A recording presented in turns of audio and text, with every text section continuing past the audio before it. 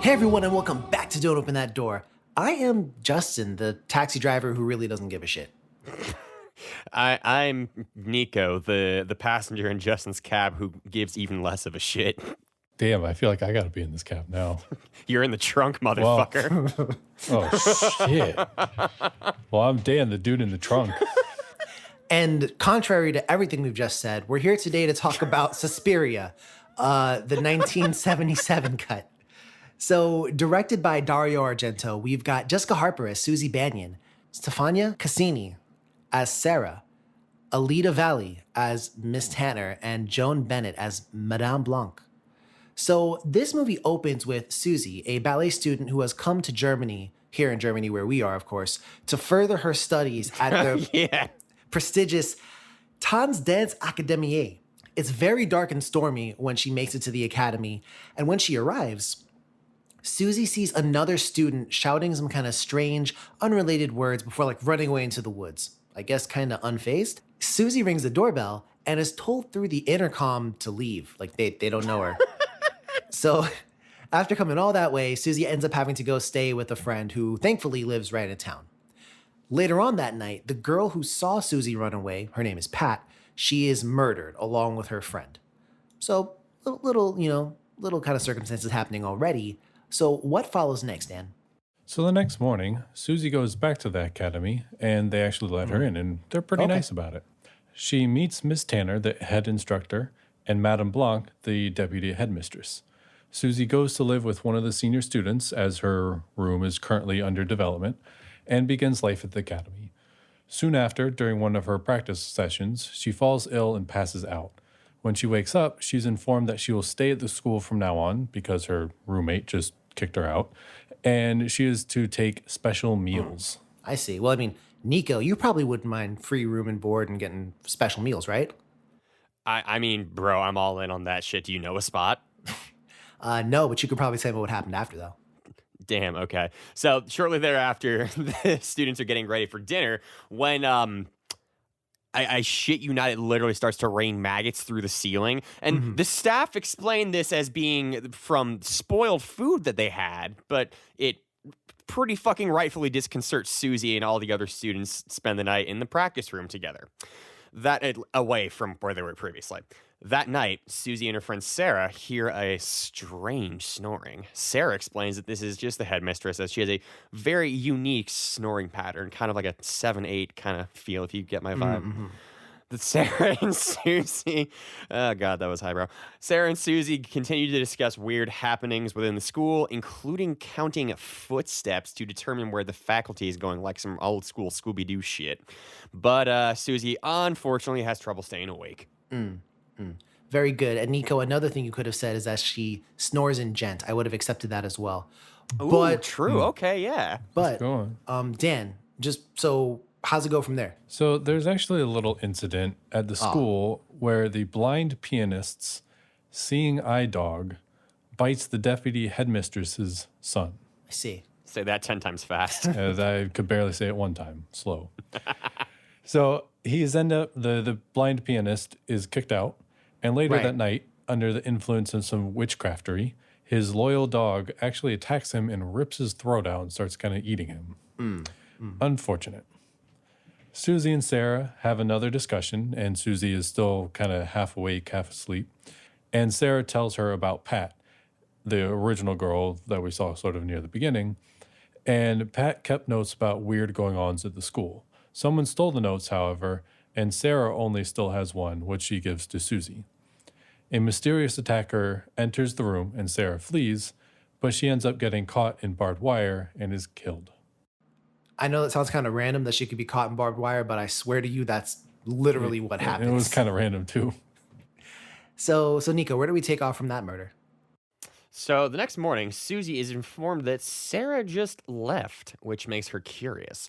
She goes and speaks to Sarah's former psychiatrist, and he tells her that the school was founded by Helena Marcos, who was very, very famous evil witch from just back in the day.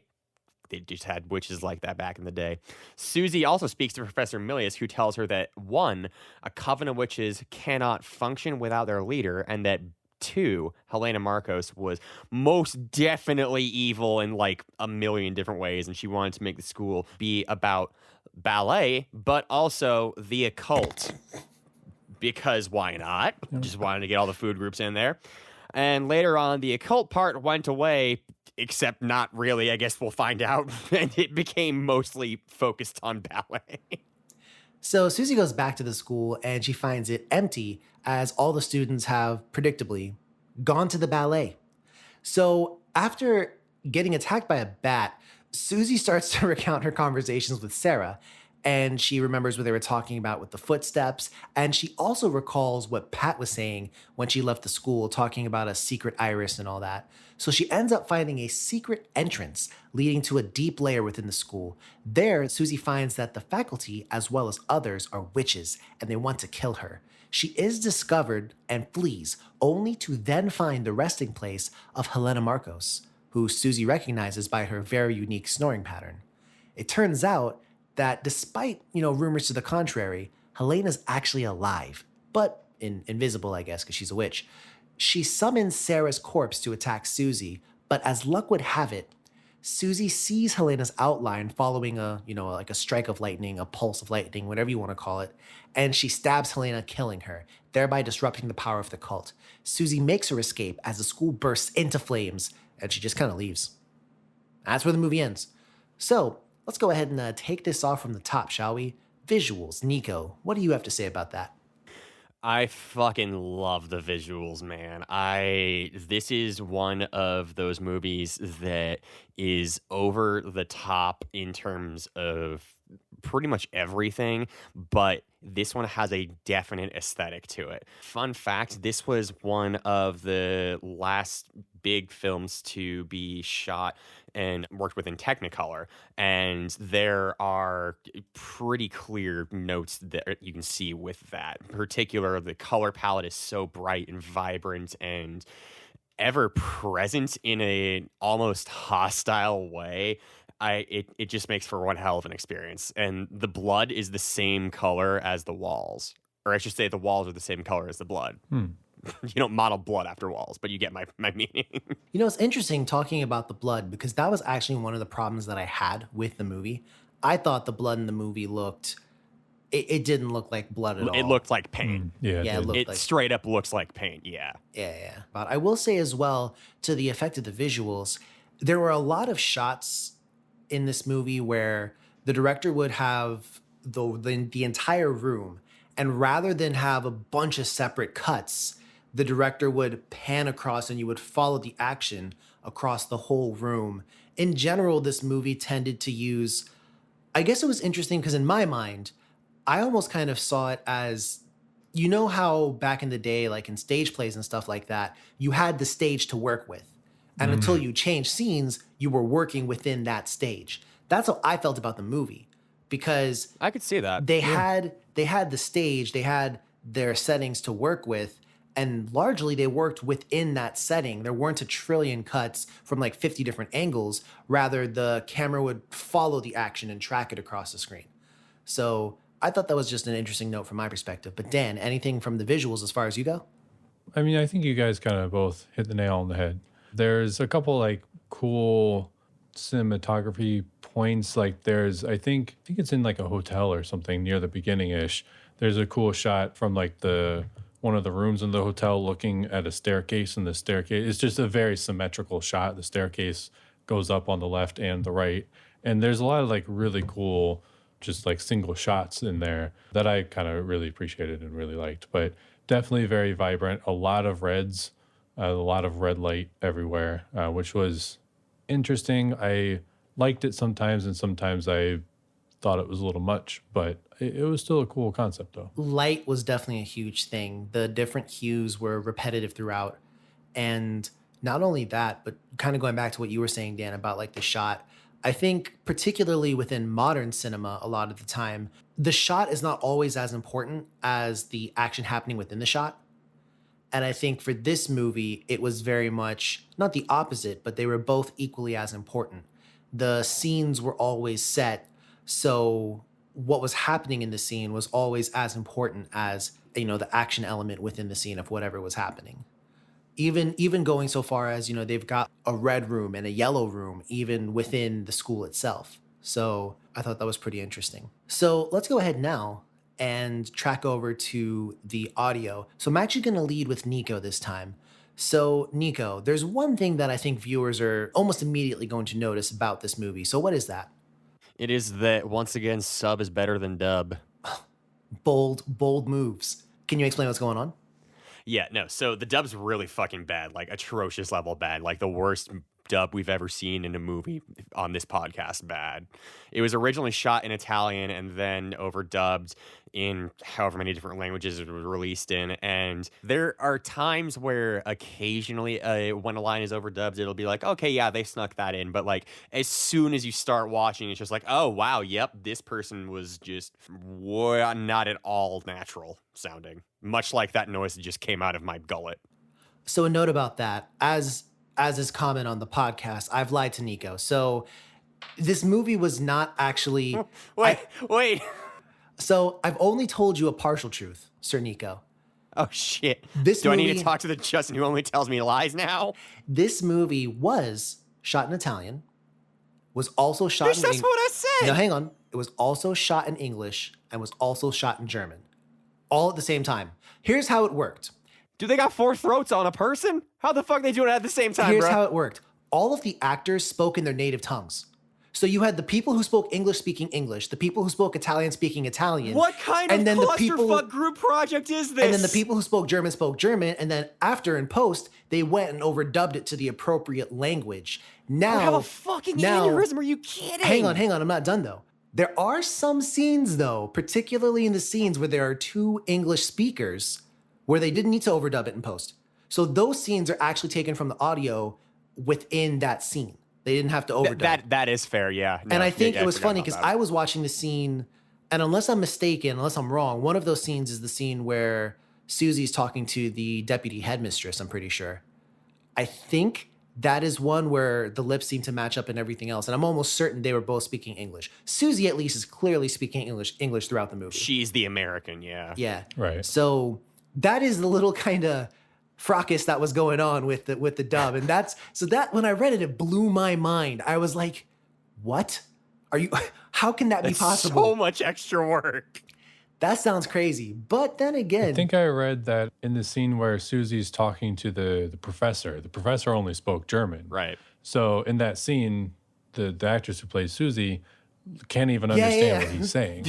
So he would actually use his foot to tap her leg to tell her, hey, I'm done with my line. It's your turn to speak now. Well, that's sweet. The craziest part too about it is, how can that be? Like, can you imagine like having a scene with someone where you couldn't even really follow 100% what they were saying? Justin, it's like when we were helping Bohi move.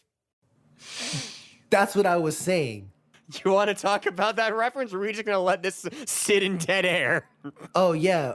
We were helping a random person named Bohi move, and Nico was having conversations. The people helping us move, they only spoke Spanish. No, like Spanish and very limited English. Yeah. Like very, very limited. So Bohi only spoke Korean and English, and then Nico and I were basically having to like translate between the languages, and it was getting real weird. And to make matters worse, one of them saw Nico and was like, oh, you're Italian.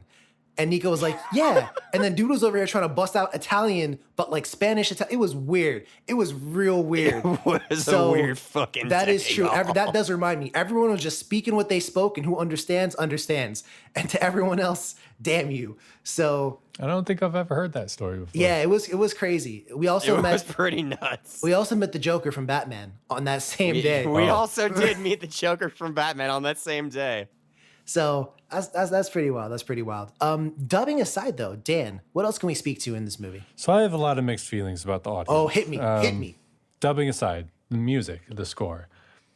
I like the score, but I thought a lot of times it was inappropriate for what was happening in the film. Which? First of all, the score was mostly done by the band Goblin, Italian band. And I just really thought it was really cool. There was a lot of like sort of tribal cacophonous sounds and all sorts of stuff. It was really cool, which I liked near the end of the movie when things were coming to more of a climax. I thought it fit really well. And there's also some like sort of eerie, spooky, mystical, magical kind of sounds too, which I thought fit sort of the witch theme very well.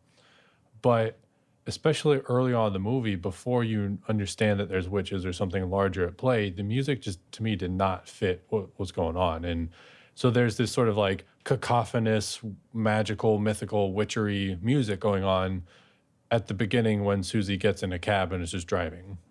And I'm like, I don't understand what this is. And I mean, the reason why that music was there was because there were other shots of the original girl, Pat, running away, and then she ends up getting killed. So there is sort of witchery happening, not to Susie, but I would have liked more variations, you know, like how a lot of times there would be like a theme or motif, and then there's variations on that. I would have preferred that so I could go, okay, this is the witch theme or mythical theme or whatever, but we're varying it for the individual times throughout the film to fit those scenes. But that didn't really happen. It was just balls to the wall. You that have music the the whole motif. movie. Get Yeah. used to it. And there was just so many times where I thought it didn't fit. But then when it did fit, it was fucking cool. So It's kind of like I kinda had Tubular mixed feelings, Bells. but yeah, tubular bells. There was like chanting and growling and a lot of percussive stuff. Yeah. All right, all right. So it's definitely an interesting thing. I mean, you've heard. I mean, this is probably the most I think we've talked about visuals and audio in a movie for a while. But Yeah. this movie is also kind of considered to be somewhat of an iconic film, really. I mean, Nico, we probably covered some of the points, but why is this so iconic, do you think? So this film is iconic for pretty much, spoiler, the reasons that I really do dig this. It is much more of an experience, which sounds like the most douchey thing you could possibly say, but it is very much different from what you would normally get going into a movie theater. Where you would have a sort of like a more traditional, easy to follow narrative arc, and also where just the conventions of horror and a lot of just Western cinema are kind of thrown out the window in favor of creating these pieces that are just overwhelmingly vibrant. It's like almost every scene could be seen as a sensory overload during the nighttime when we have these colorful palettes that are just bathing the actors in hues of blue and green and red. And it's just something that I think was potentially just really different for the time.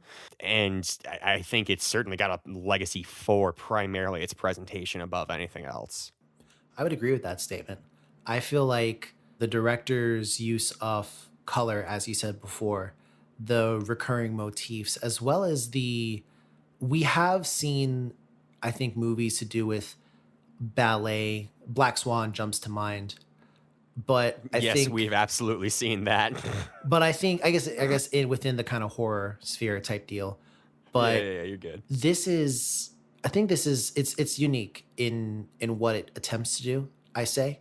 And I do feel that for the most part it achieves in what it sets out to do, but you have to take into account the time period, I think, where it was doing it, like you said as well. Certainly. And this is like almost 50 years old, which is nuts. Yeah, it's pretty old. And it still has things that you can really look at and learn from. So I think it was pretty interesting. Dan, any thoughts to that? No, again, I think the two of you nailed it on the head. So, Dan, you have a quote from the director as well, kind of switching gears here. What is that quote? Bad bitches, champagne wishes. Freaks only, baby. Let me take pictures. Yep, that's exactly it. That is what he said. But in any case, Dan, what's that quote? Yeah, so Dario Argento once said in an interview that if you want to give a deeper reading of the film, it can be seen as a vaguely lesbian story, where lesbianism has a certain importance, or more precisely, where the relationships between women are sometimes of a lesbian nature and are characterized by power struggles. There aren't any male characters to speak of in the film. All there is power relations between women. What are your thoughts on that? I think that in the terms of the way he was phrasing it, calling it a lesbian film is more to do with just the fact that the cast is overwhelmingly female. And, again, we are doing this as part of our Women's History Month. This is not necessarily something wherein there is a lot or even really any sexualized content in the film. So I am hesitant to call it that in what we talk about, like in modern discussions. I wouldn't call it that, but I can understand why he would say that, given that the movie is so just female centered. Yeah, I agree with you, Nico. I think that the term lesbian, I don't think it quite has the same connotation that it does nowadays. I think the director was more referring to, for example, the relationship between Susie and Olga, who is the older girl that she stays with, versus the relationship between Susie and Sarah, and also the potential relationship between Sarah and Pat, because why does Sarah care so much about what happened to Pat? So I guess that is potentially an aspect of it, but I think altogether, Like, we focus on relationships, but not romantic relationships. yeah, I can't really see it. I know, and again, the movie in fact makes almost a point, not really a point, but almost a point that while we do focus mostly on the women of the school, it is co-ed. There's an entire like male division. Yeah. They just focus more on the women, which is fine, but I don't know. I don't necessarily agree with everything the director said there. Do you think the men don't know that there's a cult? Okay, so there's one guy, and I forget his name. He's the guy that Susie kind of has the hots for, and vice versa. Right. Yeah. He seems to be on board with everything that the witch cult is doing. So I wouldn't be surprised if he knew. And Albert, who is the deputy headmistress's son or nephew or Right. whatever, He's a like, creepy little fuck. yeah, he was, but he's also Yep. like deep in the cult. He was like, there she is, like when Yeah. Susie was around. So I don't know. But Dan, what are your thoughts? Do you agree with me and Nico or what? I agree with the two of you in sort of disagreeing with the director. I don't think I didn't really get the lesbianism kind of symbolism. I guess I understand what he's going for with like power struggle between women, but like Nico said, there's no sexual content, there's no romantic content, there's nothing there to distinguish, romantic relation or anything between two women. It's just women. And something important about that is we never see a shot from the male gaze perspective in the entire flick, really. Right. Which in a movie that is about entirely, well, for the most part, women, I think that's impressive. But what were you going to say, Jess? I was going to say there is only one very, very, very, very, very minor thing where when Susie first walks into the school, there is somebody walking past and she's wearing a very weird outfit. I say that because we never, ever, ever see anyone wearing anything like it. And it's very quick, very brief, but she's walking through the back and she's got I don't know if it's a dress or what, I can't really remember, but the cut is way, way, way high up. Like her full leg is out. That was odd because when I first saw that, I was like, man, because I obviously seen this movie already, and I was like, I don't remember this really having shots like that. And it doesn't. Like the entirety of the movie is not at all played like that. So that was interesting. But you are literally 99% right, Nico. So that's an interesting concept. But another thing that we talk about on the pod quite a bit is pacing. So Dan, I guess I will lead with you here. How do you feel the pacing was on this movie? I thought it was okay. I think that, actually, I kind of like it personally. Okay. We start with, we get like somebody getting murdered, like 10 minutes, not even Pretty into the fucking movie. quick. There's sort of like an underlying like murder mystery going on, trying to figure out what's going on, why these people are getting murdered, a little bit what's happening. But also, to me, there was enough murder and sort of suspense sprinkled about that as they were figuring it out, I was still engaged. It got going pretty quick and kept me relatively engaged throughout the whole time. It wasn't just like, sometimes like in a movie, something will happen immediately and then nothing forever. Or it starts immediately and it just never stops throughout the whole movie, and that's just as bad. I kind of like the pacing on this one, to be honest. All right. What's your shot, Nico?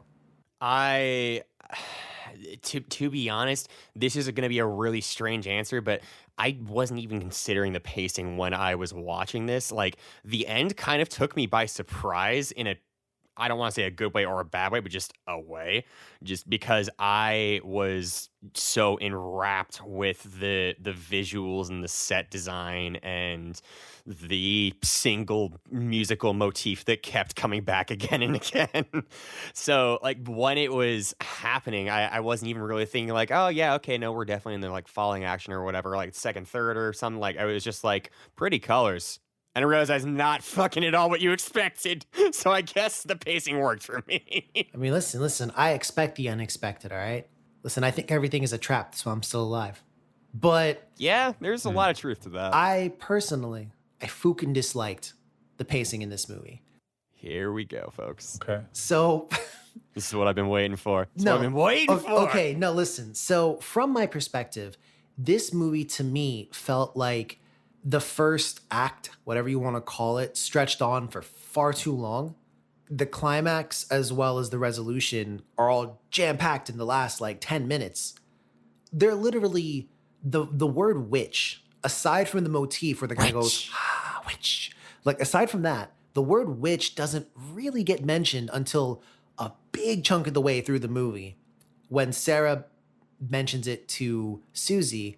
And even then, we're not really kind of sold on the whole thing. And then when we talk to Professor Milius, which we'll talk about a little bit later, but Professor Milius is like, yeah, oh, most definitely. Here's what you needed to know. And he tells her, and then she goes back to school, kind of ethers the witch by remembering not only what Sarah had told her, but also what Pat had said, and puts it all together, opens up the secret door, goes into the secret base, finds Helena, kills her because of lightning, gets the fuck out, place explodes, the end.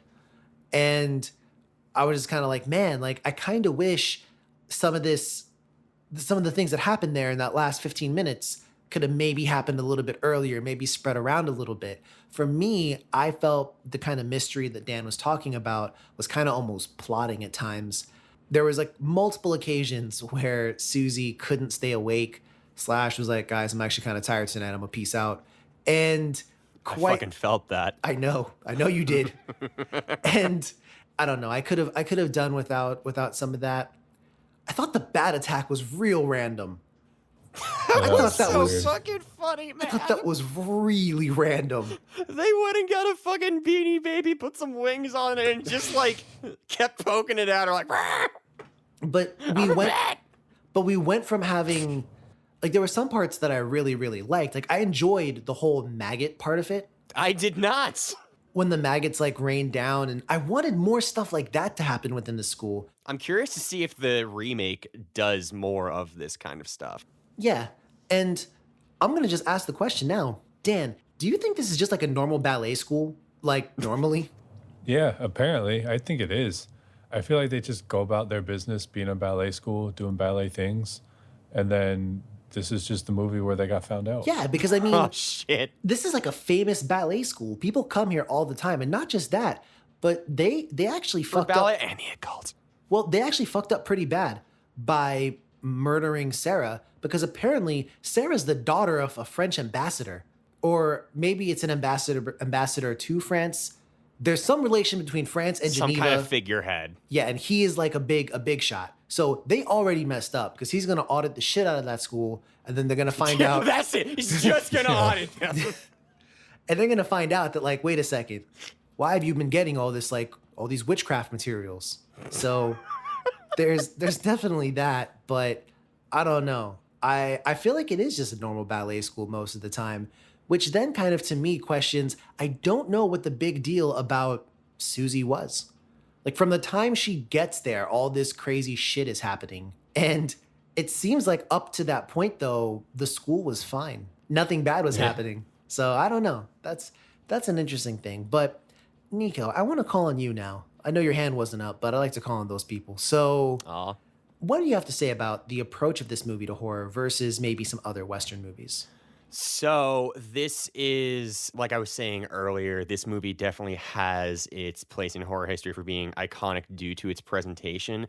And when we look at films such as, like J horror or K horror that we've talked about in the pod, we always make note of how those films thematically differ in their construction and their approach. And this does as well. This is much more of a terrifying experience insofar as it is a really just truly a sensory overload, and it is something that sets out to make not scary stories, but I think tense, uncomfortable, scary moments in time that are just stretched out. Like when we are in the scene where all of the girls are in I can't remember which room it is, but the room they're sleeping in after the maggot brain party du jour.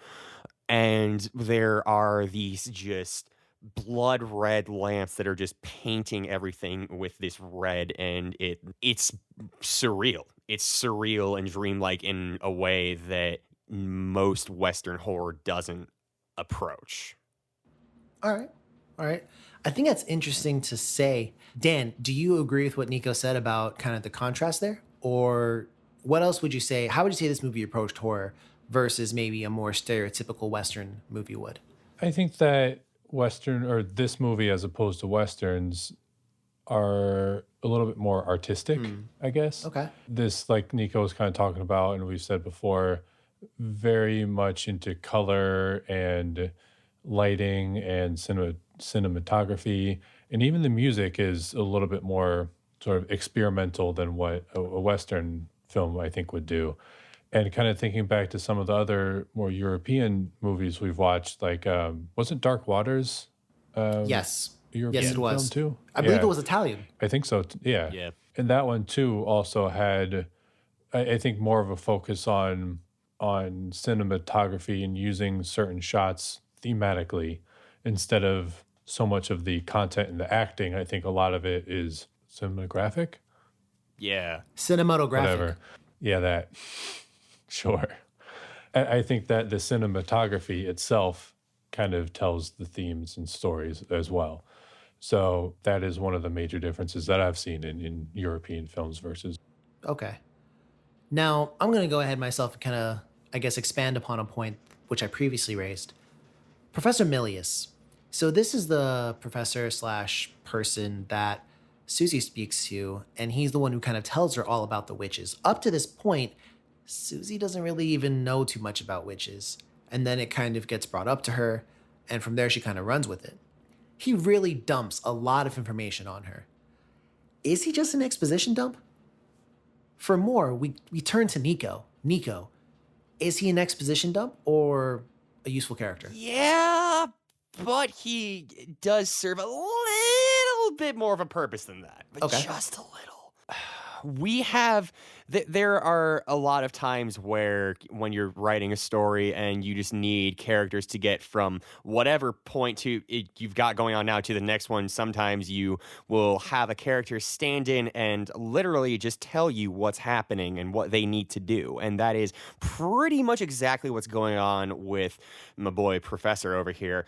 But it does go as well to serve the theme of safety and visuals that we have, safety, danger, and visuals that we have in the movie, in particular with daytime being something that has a much more blank, regular, normal color palette. And there's, safety there, people that she knows. It's a pretty friendly environment. But then when it gets nighttime, it's Pee-wee's Playhouse of fuck.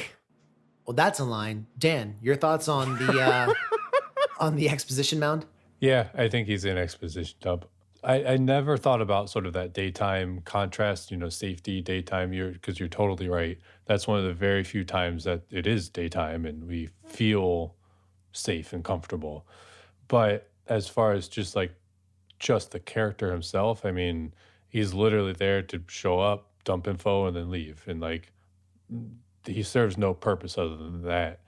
And I kind of would have liked that information to have been discovered by Susie somehow. You know, Yeah. maybe she finds some books or something, or I don't know, something. But that would have been more meaningful to me for her to actually research and solve this sort of mystery instead of just being told within like 5 minutes. Agreed. As a side note, the psychiatrist that she speaks to before Professor Milius, the suit that he had on was boss. That joint was like It was pretty fucking fresh. yeah. He was Yeah, fly. it was like back in the 70s too, and this man was looking like, it looked modern. Looked very modern. Ahead of his time, that man. So now it's time for the what would you do? All right, I'm gonna keep it real. The three of us rediscover our dreams of going to a ballet school. So, And a cult school. well, we don't know what's the occult, not yet. It's a combination ballet occult school. So we go there and it's dark and rainy. It's also in Germany, so we don't speak the language. We knock on the door Scheiße. and somebody runs out screaming, "It's dangerous. I've seen the secret," and pelts off into the woods.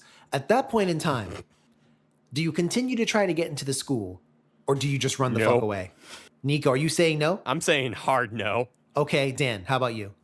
I don't know, man. I want to say I would run the fuck away, but damn, I just literally traveled across the Atlantic Ocean to go there. Okay, Like, no I'm facts, gonna try though, for more yeah. than 10 seconds Facts, to like though. get Okay, there. okay. So we knock on the door and all of a sudden you buzz it rather, and the person's like, "Go away." We're like, it's Dan, Nico, and Justice. Don't open that door. You invited us. No, we didn't.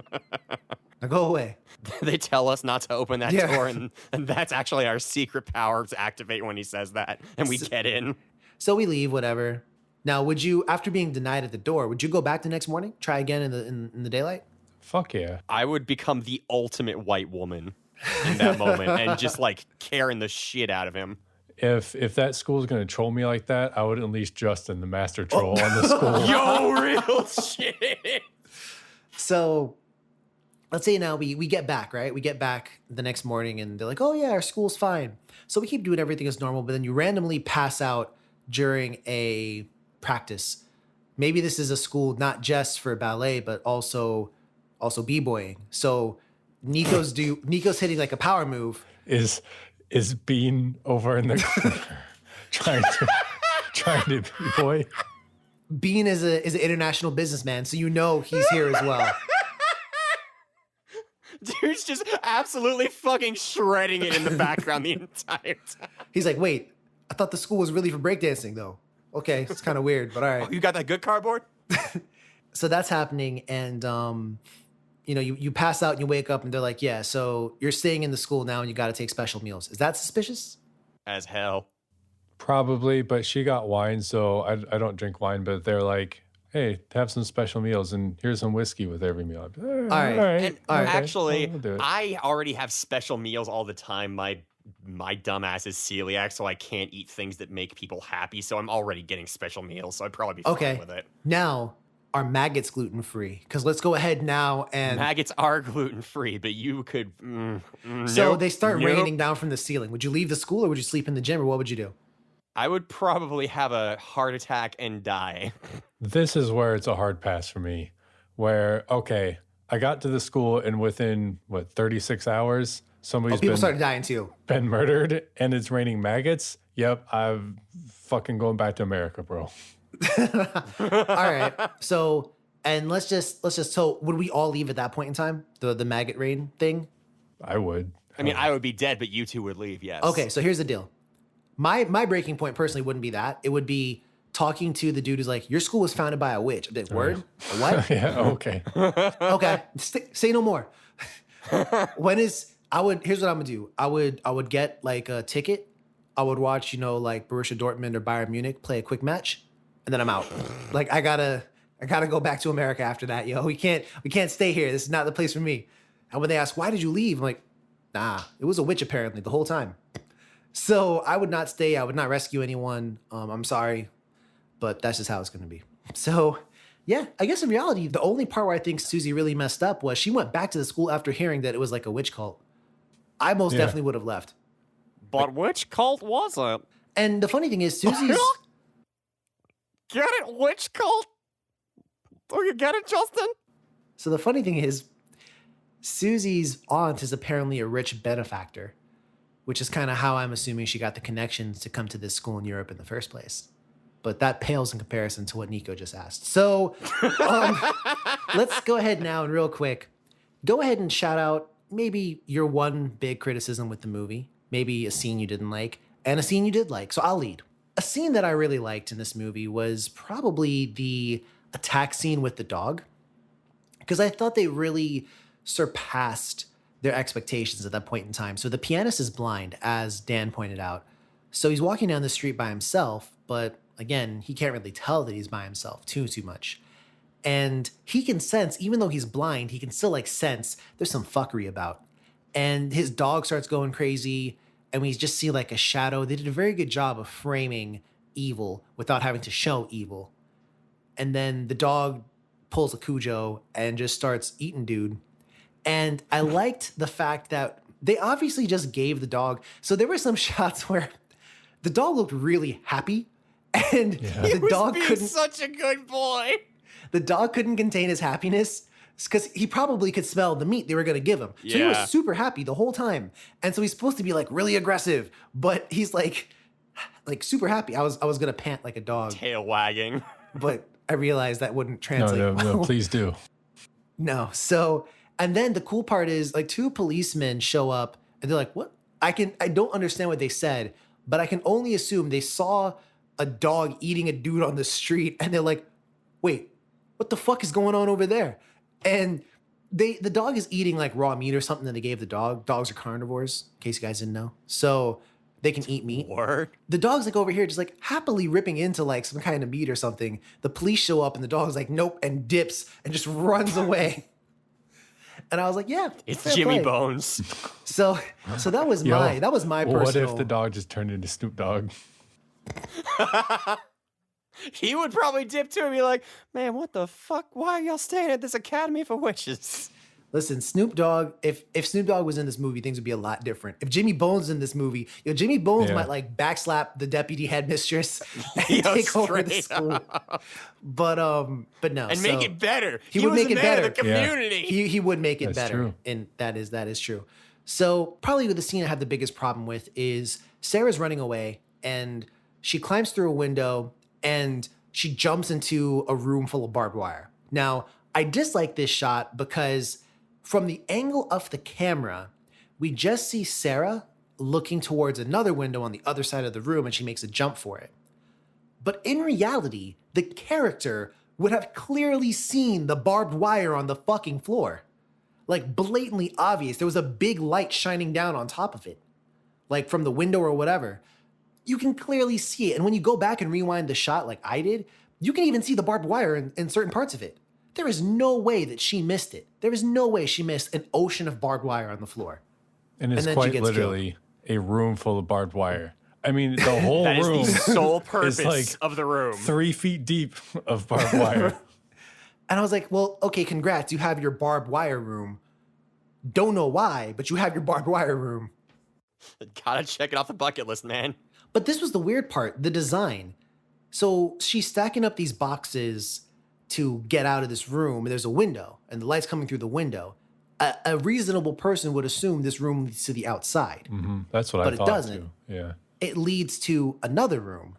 So how is there light coming like from that angle if the other room The was same there? way that Susie can hear footsteps across like 5 halls and 6 rooms. Yeah. So some of Is this stuff. Susie Daredevil? Well, she couldn't see the barbed wire, and she could hear people from 6 floors down. So you tell me. But Shit, man. but MCU, come get your girl. Fair enough. I guess, there's certain things you have to hand wave, and at a certain point it got a little silly. And for me in general, not just my points about the pacing, but I just kind of found it to be kind of plotting at times. It was dull sometimes for me. Not visually. The visuals were always really dope. But to me, sometimes the plot was kind of dull. And also, can I just say, oh, what's this? A headmistress was secretly a witch? Well, I am shocked personally. Shock and awe. I've never heard of this or seen this, or if anything, I would have wanted Susie to be a little more proactive. She spends like half the movie drugged, so I would have wanted her to be a little more proactive. And I found Sarah to be a much more likable character I like Sarah a lot more. But that's my take. Nico, how about you? I will 100% agree with the overall silliness of the barbed wire scene. It's like if you were playing Mario and you took a leap of faith where everything looks fine, then it's just like, psych, just kidding, it's all spikes. Because very clearly she would have seen, like, oh, let me not go journeying into this room, oh fuck, because it will not end well for me. Right. So that did take me out a little bit, but apart from that, and the dub situation, I really did dig it. Okay. Dan, how about you? So my favorite scene, hot take, was the barbed wire scene. Oh, no. Okay. Now, this is surrounding the ridiculousness that we just talked about. Right. The reason why it's my favorite is because it was the one part of the movie that actually made me sort of like shudder Yes. when she like falls into the barbed wire, and just the thought of being like strangled by barbed wire. And anytime you move, it's just like ripping through your skin. Like that shit like made me like shudder. And like, Yo, listen. It made me feel Straight something, up, you know? yeah. Yo, she took that barbed wire like a Mick Foley death match. So shout out to the hardcore legend, Cactus Jack, Mick Foley. So yeah, that was my favorite scene. Criticisms of the film, pretty similar to what you were saying, Justin. I feel like this film was very discombobulated, and how what you mentioned with the different languages being filmed in and overdubbed later and everything.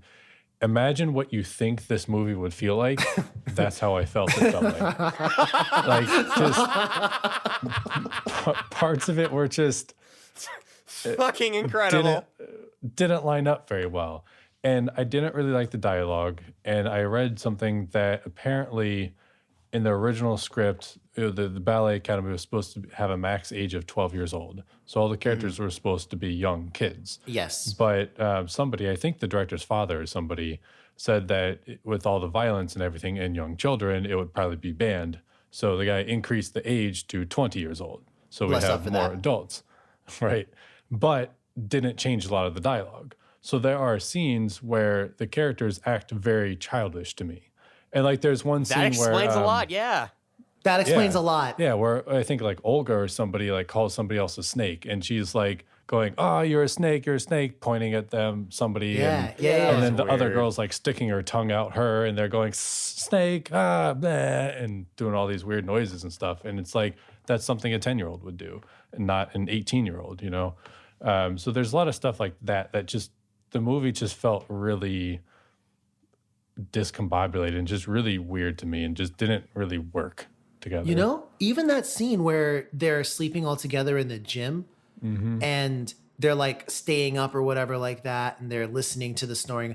That scene would be a lot different if they were Yes. kids. Yeah. Because like that whole scene, they're making it to be like this scary thing. Oh, that's the headmistress making all the snoring. And I was sitting there like, so fucking what? Like, who cares if the headmistress is sleeping in the bunk next to you? But I can understand that as a 10-year-old or whatever, Yeah. that might be a little bit scary or something, you know?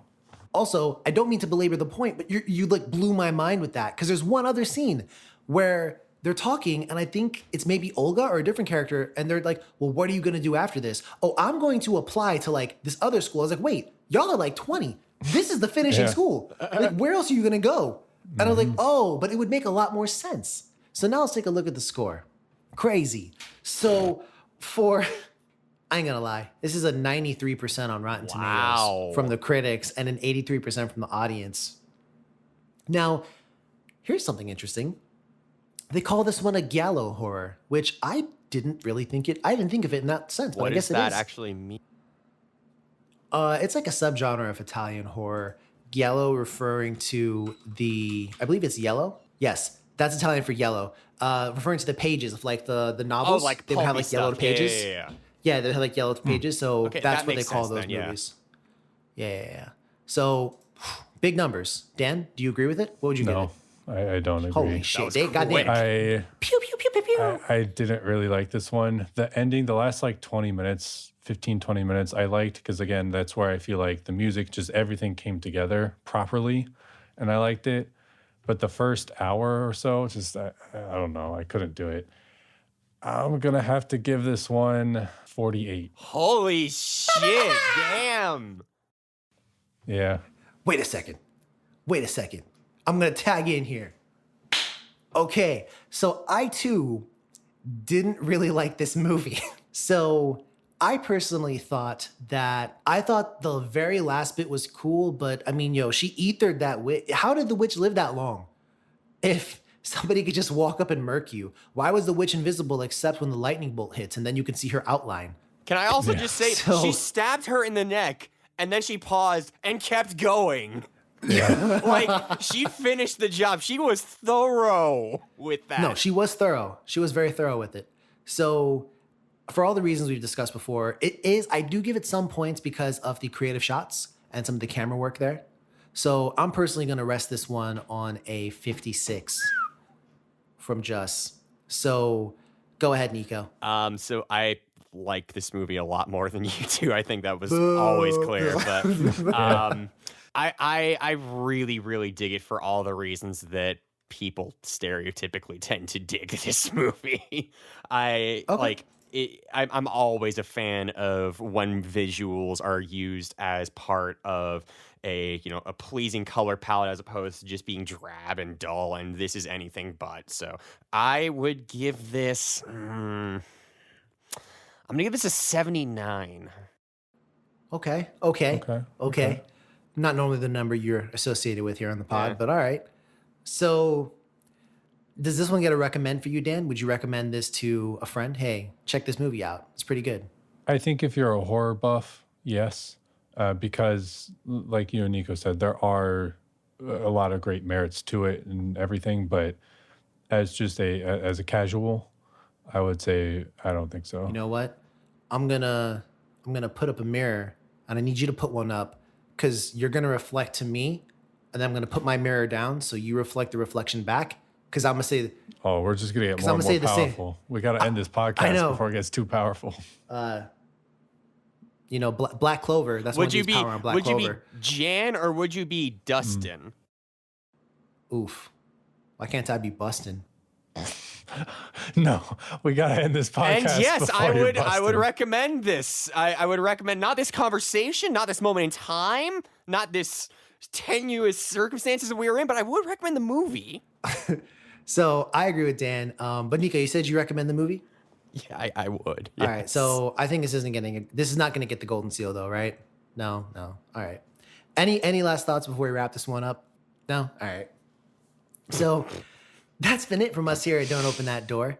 If you disagree with what Justin or Dan has had to say, if you would like to give Nico some moral support in this trying time, please. Please do. Your boy needs it. We're on Facebook at Don't Open That Door, and we're on Twitter and Instagram at DOTD Horror. That's been it from Dan, Nico, and Just. Take care of each other.